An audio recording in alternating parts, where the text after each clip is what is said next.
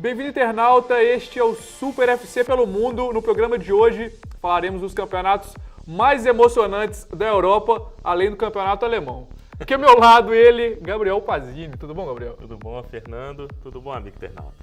Então, amigo internauta, para variar um pouquinho, começamos na Inglaterra, campeonato muito emocionante, Premier League, resultados na sua tela. Primeiro começamos com o novo líder, Chelsea 3-0, um ponto à frente do Arsenal, que escorregou feio, mas primeiro o Norwich também fez o City escorregar, empatou em 0-0. O Liverpool atropelou em 5-1 contra o Arsenal. Josias chorando na redação. Tottenham, confronto direto ali, muito boa vitória, 1-0 contra o Everton. E Manchester United, 2-2 contra o Fulham, com direito a Ferg Time. Já a gente explica isso. Começando o Pazini, vitória tranquila, vitória de líder, 3-0 do Chelsea. Tranquila mesmo com o Eden Hazard, né? Jogando muita bola, hat-trick do meia belga. Foi o nome do jogo, vem sendo o nome do Chelsea nessa temporada da Premier League, ao lado do Oscar, na minha opinião, até jogando mais do que o Oscar, tendo mais protagonismo do que o meia brasileiro. E é um Chelsea muito forte, assume a liderança do campeonato inglês, é um dos favoritos na Premier League e tem o detalhe, a gente ainda não viu o máximo que o Chelsea pode render dentro de campo. Então é um time que até assusta nesse ponto de vista, né? Um time que ainda tem a crescer e mesmo assim é líder na Inglaterra e está muito forte na Champions League. O Oscar, mesmo se bobear, ainda tem muito mais a dar para o Chelsea, né? O Oscar, o Hazard, ainda mais do que já estão dando, né? Exatamente. E agora o City, meu amigo, conseguiu empatar com o gigante Norwich.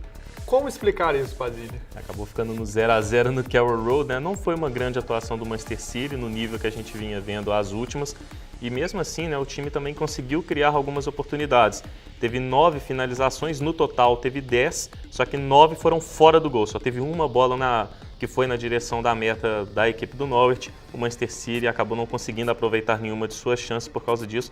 Ficou no 0-0 num jogo que, mesmo não jogando muito bem, poderia ter vencido, porque teve mais domínio para cima do Norwich, mas escorrega justamente contra um adversário que não se esperava, né? Time que goleou Manchester United, goleou Tottenham, venceu o Liverpool num jogo muito difícil, aí vai lá e empata com o Norwich. Beleza. Por isso que o campeonato tá emocionante, né, Pazini?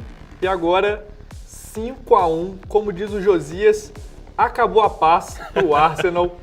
Como explicar isso, Pazini? O Arsenal que estava vindo tão bem. O Arsenal vindo muito bem, né? O Liverpool atropela um de seus concorrentes diretos, né? 19 minutos já estava 4-0 para o Liverpool. Foi um passeio para cima do Arsenal.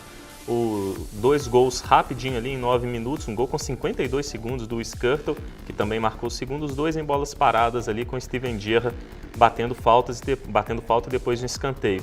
Depois o Liverpool teve um gol do Sterling, revelação da equipe, numa bonita assistência do Luizito Soares e depois um passe fenomenal do Philippe Coutinho no contra-ataque fulminante para o gol do Sturridge. O 15º gol do Sturridge, é o vice-artilheiro do campeonato inglês, o artilheiro Luizito Soares. Os dois juntos têm 38, mais gols do que 15 times do campeonato inglês, para ter noção da força dessa dupla de ataque, Soares e Sturridge, da equipe do Liverpool. O Liverpool que se aproxima ali agora, né, das equipes da ponta, está só a 6 pontos do Chelsea, e aí dá para imaginar o Liverpool na briga pelo título sim. Além do Soares, do Sturridge, do Coutinho, que está jogando muita bola, uma pena ter ficado fora da convocação do Felipão, porque está fazendo por merecer, e do Gerrard, o time joga todas as suas partidas contra adversários diretos em casa, ou seja, tem condições de entrar na briga pelo título sim, pelo menos firmar aí essa vaga na UEFA Champions League. Quanto ao Arsenal, foi uma atuação em que nada deu certo. Nem cobrança de lateral o Arsenal estava conseguindo acertar ao longo da partida. Mereceu essa derrota para o Liverpool, que foi acachapante, contudo, não diminui o brilhantismo da temporada, né? O time tem jogado muito bem, esse jogo foi atípico na temporada do Arsenal. A equipe vai seguir forte na briga pelo título até o final da temporada também. Infelizmente, para o Josias Pereira, dá para imaginar o Arsenal terminando em quarto, né? Agora isso é só eu gorando mesmo. Vamos agora para o Tottenham, 1-0, confronto direto ali para a Liga Europa, quem sabe beliscar um quarto lugar, sei que é muito difícil, mas ótima vitória, 1-0 em cima do Everton. Excelente, né? Até para a moral do time, o Tottenham tinha sofrido goleadas para o Liverpool e para o Manchester City em casa. Finalmente venceu um adversário grande no White Hart Lane, né? E mesmo assim, num jogo em que o time não foi muito bem, o meio-campo não funcionou, o Eriksen atuou abaixo do que vinha atuando, o Paulinho, que começou muito bem a temporada, depois se contundiu, nesse jogo não foi muito bem. Mesmo assim, o time conseguiu vitória com o Adebayor. Marcou mais um gol importante, ele que foi recuperado pelo Tim Sherwood. Impressionante a boa fase que vive, né? Foi uma temporada maluca para o Adebayor, né? Começou sendo barrado, agora é o cara do time do Tottenham. André Vilas-Boas deve estar na André alegria. Vilas-Boas, né, acabou vacilando nessa, né? Investiu no soldado que não deu certo, o Adebayor está indo muito bem no ataque por lá.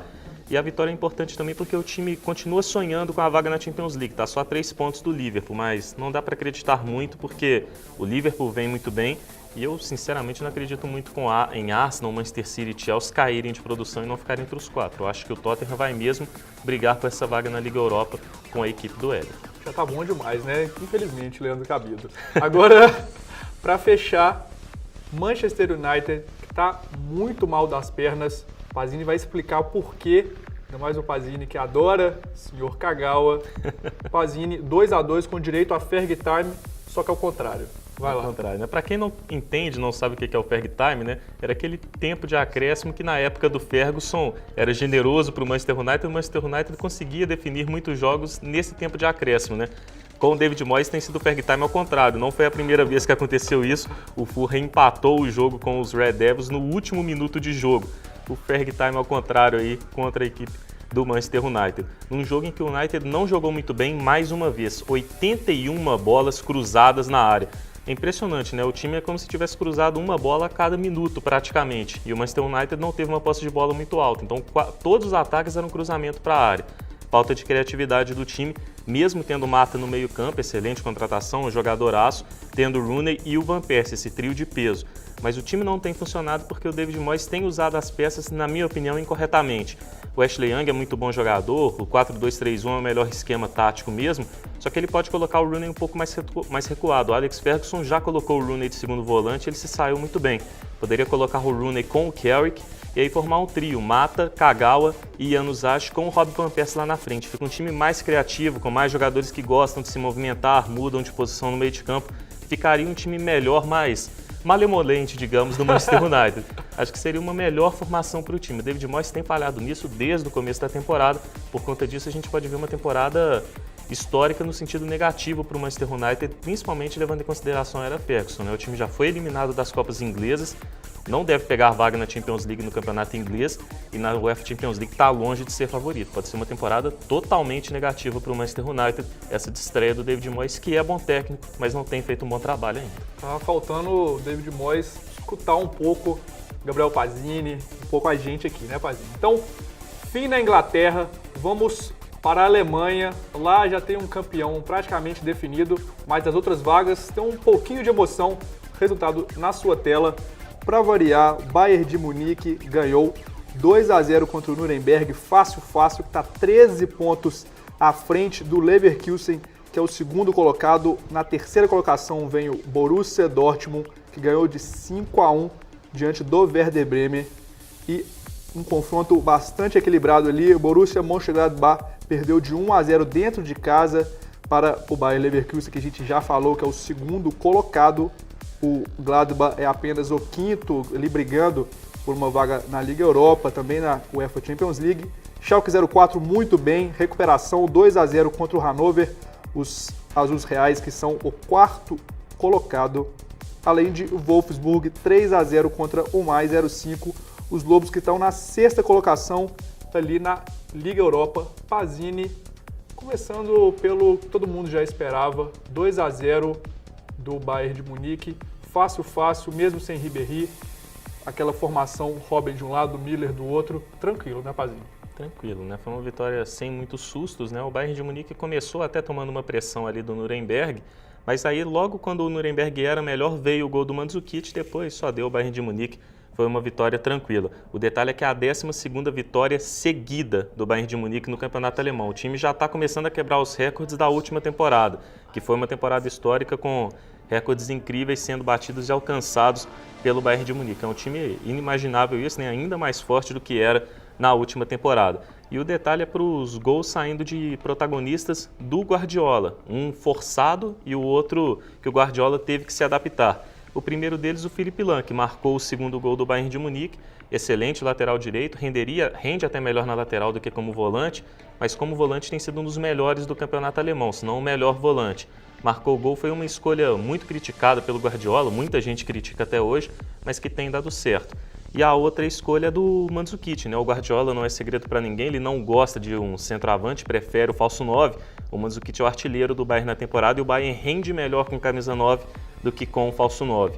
O Mandzukic marcou o primeiro gol da equipe, tem se saído muito bem na temporada, e aí os dois foram protagonistas, né? Uma escolha do Guardiola, a outra é a escolha forçada do Guardiola. O Guardiola até tentou um pouco o Götze ali na frente, mas Quase nunca deu certo, né, Pazini? Agora já emenda o Dortmund aí, 5-1, tranquilidade, antes que estava meio instável, mas está melhorando com Lewandowski, que está de saída, marcando, dando assistência, fechando, né, Pazini? É uma atuação muito boa do Lewandowski, né? Marcou 2 gols, deu uma assistência ao vice-artilheiro do campeonato alemão, está atrás só do Adrian Ramos, o bom atacante colombiano do Hertha Berlim, que é inclusive alvo do Dortmund para a próxima temporada, substituindo justamente o Lewandowski, que vai para o Bayern de Munique.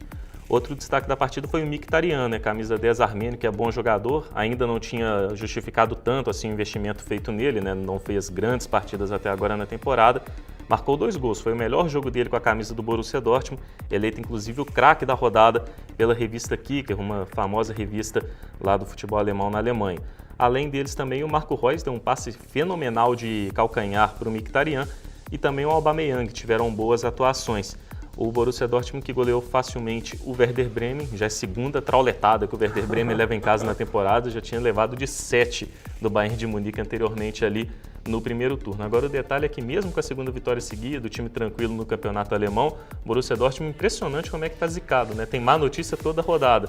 Marco Reus se lesionou, Bender também 2 semanas fora, mas pelo menos os dois não preocupam para o jogo contra o Zenit pela Liga dos Campeões, até lá o Hummels e o Gundogan voltam também, então apesar da zica, o Dortmund deve ter boas notícias nas próximas semanas. Agora num confronto mais equilibrado, o Gladbach está bem, mas acabou perdendo de 1-0 o Pazini rapidinho do Leverkusen. Vai lá. Vitória tranquila do Bayer Leverkusen, um golaço do Son Heung-min, bom atacante sul-coreano que tem sido um dos destaques do time na temporada, marcou seu 8º gol na Bundesliga.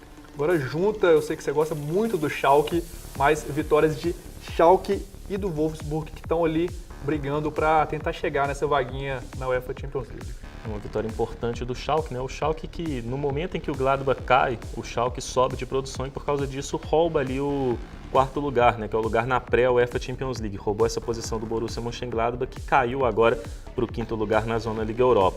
Atuações muito boas do Farfan, peruano, que marcou gol, e do Max Maier, outro jovem talento do futebol alemão, bom meio-campista, que marcou o 2º gol dos Azuis Reais. O Wolfsburg, que está nessa briga por Champions League também, atualmente é o 6º colocado na zona Liga Europa, conseguiu uma vitória tranquila para cima do mais, 3-0, perdeu o Diego para o Atlético de Madrid, mas ainda tem bons nomes no meio-campo, Kevin De Bruyne, o Arnold, tem o Perisic e o Olic, que está muito bem lá na frente, além do Basdusch, que inclusive marcou gol nesse jogo. Foi uma vitória tranquila, 3-0, importante, porque o mais 05 faz uma boa temporada, está brigando por essa vaga na Liga Europa também.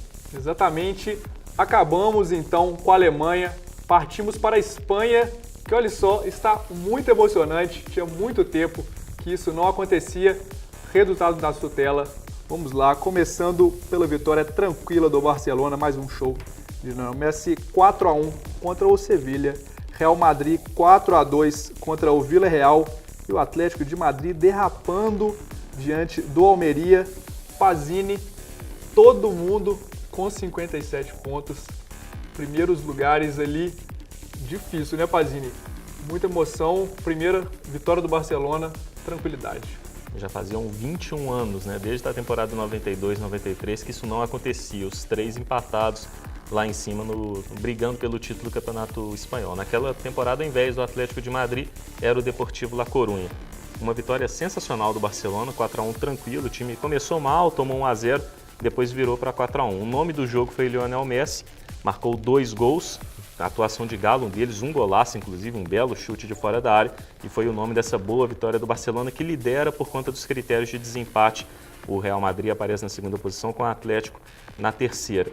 O destaque também para o Alexis Sánchez, jogando muito bem, marcando seu gol, e para o Pedro. O Pedro deu 2 assistências. Os dois jogadores vivem ali suas melhores temporadas com o Barcelona na fase atual. Já emenda agora Real Madrid, sem Cristiano Ronaldo, mas Benzema. Que beleza.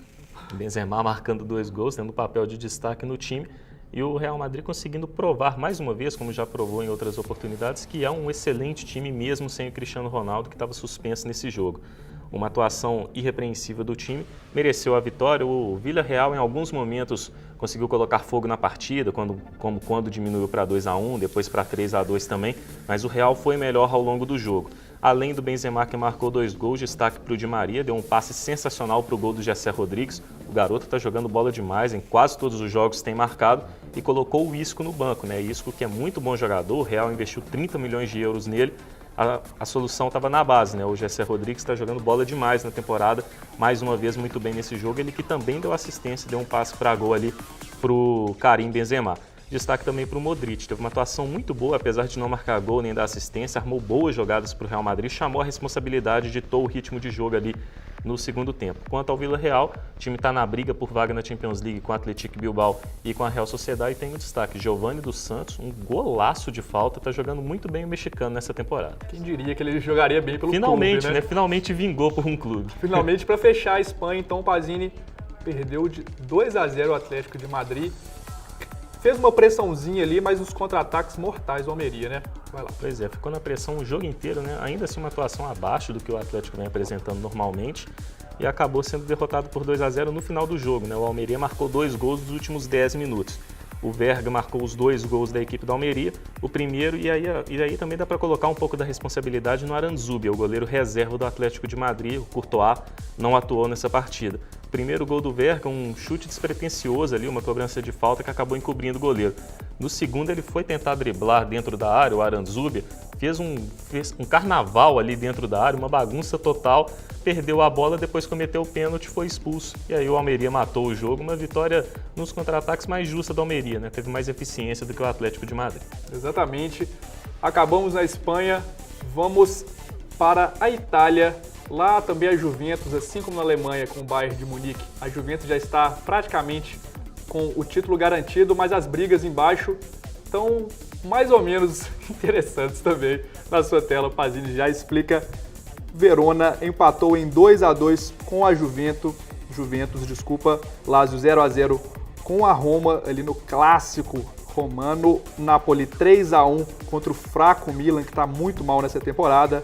Fiorentina 2-0 contra a Atalanta, e para fechar a Inter brigando muito para ficar com a classificação à Liga Europa, 1-0 contra o bagunceiro do Sassuolo. Pazini, começando rapidinho, Juventus 2-2 contra o Luca Toni. Foi um empate justo por conta dos tempos distintos, né?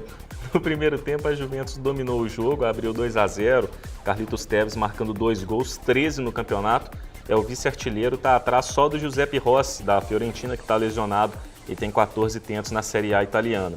Depois, no segundo tempo, né, o Verona, que no primeiro só ficou vendo a Juventus jogar, não chutou uma bola a gol, partiu para cima. Aí o Luca Toni marcou o primeiro, depois no finalzinho do jogo, ali no último minuto, né, depois de até panela voar para dentro do campo, o Taleb marcou o gol de empate do Verona. Foi um empate justo por conta dessa situação. A Juventus no segundo tempo só quis cozinhar o galo, e uma atuação de destaque também do brasileiro Rômulo. Deu as 2 assistências para os gols do Verona, vem fazendo uma temporada muito boa, né? O Verona que tinha antes um outro brasileiro muito bem também, o Jorginho, que agora está na equipe do Napoli. Exatamente, o Pazini já emenda para o Clássico de Roma.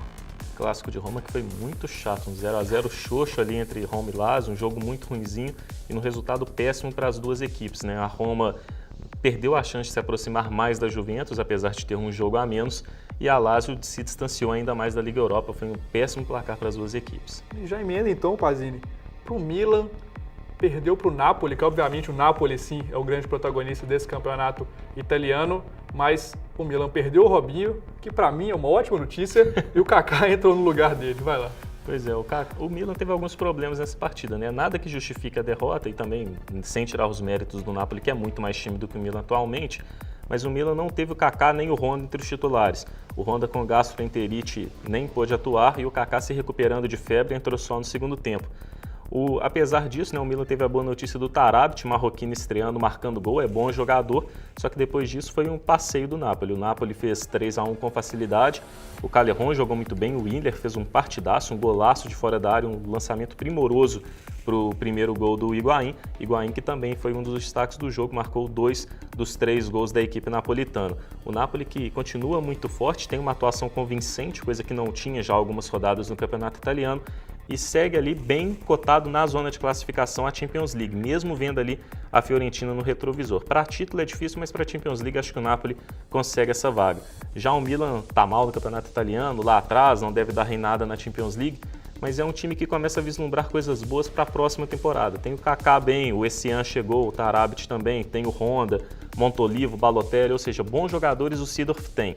Precisa ajeitar a defesa e construir o time de uma forma mais impetuosa do meio campo para frente. Conseguindo isso, o Milan pode fazer um bom papel na próxima temporada. Essa temporada eu acho que já está perdida, é muito difícil qualquer coisa o Milan conseguir agora. Você citou a Fiorentina aí, fala da vitória da Fiorentina e já emenda também da Inter, vai lá. A Inter que venceu bem com a estreia do Hernanes, né? Não foi aquele 7-0 do jogo de ida lá em Sassuolo, mas foi um 1-0 tranquilo ali, que poderia ter sido um placar mais elástico também. E o Hernanes é outra boa notícia para a Inter de Milão, porque formou uma dupla muito interessante com o Guarín. Os dois juntos podem crescer muito para um bom futuro aí com a Inter, assim como o Milan é um time que pode melhorar para a próxima temporada. Para essa, eu acho que a Inter não passa de uma vaga na Liga Europa. Quanto ao jogo da Fiorentina, uma vitória tranquila da Fiorentina. O Anderson brasileiro estreou, teve uma boa atuação, quase marcou um bonito gol de fora da área, mas o nome do jogo foi o Rafał Wolski, um jovem talento polonês, muito bom meio-campista, habilidoso. Teve chance nessa partida, a Fiorentina rodando muito no meio-campo, até por conta disso ele e o Anderson jogaram. Ele marcou um bonito gol numa arrancada, deixou 3 jogadores para trás. A Fiorentina está bem no campeonato italiano, consolidado no 4º lugar, pelo menos Liga Europa se classifica, e a 3 pontos do Napoli, segue sonhando com a vaga na Champions League. Isso mesmo, tem muito para sonhar. Então acabamos na Itália, vamos rapidinho para a França, porque tivemos apenas um resultado. Isso mesmo, clássico do campeonato francês na sua tela, empate, pelo menos para mim, meio xoxo ali de Mônaco 1, PSG 1. PSG que agora está com 5 pontos de vantagem na liderança. Pazini, rápido, porque é campeonato francês. Foi um empate ali que, tudo bem, né? Não é para o Mônaco comemorar, a diferença continua grande em relação ao PSG, que deve conquistar a Ligue 1 de novo. Só que o Mônaco, mais uma vez, conseguiu fazer frente ao PSG, né? Assim como fez no primeiro turno, fez um jogo equilibrado contra o gigante francês. Então, é uma boa notícia para o Mônaco isso. Mesmo sem estar com o Falcão Garcia, mesmo sem ter o time estelar que tem o PSG, consegue fazer frente ao elenco milionário do time do Ibrahimovic. Destaque nesse jogo que, assim no primeiro turno, as grandes estrelas não fizeram grandes partidas, o meio-campo dos dois times não funcionou muito bem, mas algumas figuras que não vinham brilhando no campeonato se saíram bem nessa partida, principalmente pelo lado do PSG. O Pastore, que estava meio largadão, sem jogar muito no meio de campo, depois de 1.207 minutos, marcou gol de novo na Ligue 1. E o Lucas, né, que vem se recuperando, nos últimos jogos vem até bem, a gente comentou isso nos últimos programas, foi mais uma vez muito importante no lado direito. É um jogador que vem se recuperando. O único problema para ele é que o Cavani e o Lavezzi já estão voltando, né? Então provavelmente o Lucas volta para o banco de reservas do PSG. Isso mesmo, fim na França. Vamos agora para o quadro que está voltando rapidinho. Pazo responde. É isso mesmo, Pazini. Pelo Mundo responde na sua tela a pergunta do Lucas Morales Souza, de Belo Horizonte. Pazini, John Guidet vai jogar no Manchester City algum dia ou vai ser uma eterna promessa? E é assim mesmo que fala o nome do garoto? É o John Guidet, isso mesmo. É um atacante sueco de 21 anos, né? Uma das grandes promessas da Suécia e do Manchester City. 21 anos já poderia estar engrenando, né? Agora, o que eu acho que ainda dá para apostar nele, dá para acreditar nele, é o elenco do Manchester City, né? O Manchester City tem o Agüero, tem o Dzeko, tem o Jovetic, tem o Negredo que chegou também, ou seja, é difícil o garoto entrar no meio dessa turma aí, né? E estão todos jogando muito bem. O Jovetic um pouco menos, que voltou de contusão agora. Então, acho que ainda dá para acreditar no John Guidet, sim. Tem muito tempo pela frente, é um garoto de potencial. Tem que ver só se ele vai ter essa oportunidade no Manchester City, né? Às vezes uma transferência para um outro clube pode ser uma boa para ele. Eu digo em definitivo, não só ser emprestado, porque A médio prazo, inclusive, é difícil ver ele jogando na equipe do Manchester City, que tem tantos bons jogadores para a posição em que ele atua. Mas acho que é um jogador de futuro, dá para apostar. Às vezes, antes tarde do que nunca, né? O Giovani dos Santos no Vila Real foi assim. Fica a dica, né, Pazini? Vai para a Holanda, que lá é tranquilo. Isso. Que beleza, então. Fim de Super FC pelo Mundo, esse Super FC pelo Mundo que foi bastante completo. Já agradeço ele, menino Pazini. Muito obrigado, Pazini. Obrigado, Fernando. Obrigado, amigo internauta. Como sempre, amigo internauta, acesse o www.superfc.com.br. Siga-nos no Twitter também, o @super_FC. E, lógico, continue mandando cada vez mais perguntas para a gente responder. Muito obrigado e até mais. Tchau, tchau.